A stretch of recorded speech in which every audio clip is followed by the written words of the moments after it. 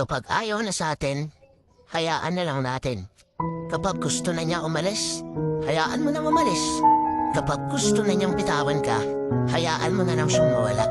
Oo, alam ko mahirap kasi mahal mo pa. Pero hindi mo ba naisip na mas mahihirapan ka pa kapag pinagpilitan mo yung sarili mo sa taong ayaw naman na? Minsan, hindi porket sumuko ka, talo ka. Minsan, sumusuko tayo kasi alam natin yun ang tama. Mali naman na kasing ipagsiksikan pa yung sarili mo sa taong pilit kang tinutulak papalayo. Hindi ka dapat magmakaawa na huwag siyang mawala. Kasi unang-una, kung talagang mahal ka niyan, hindi nagagawing solusyon ang hiwalayan.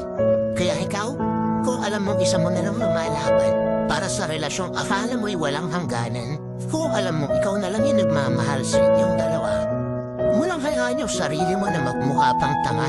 Yung sakit na nararamdaman mo, ngayon lang yan. Kasi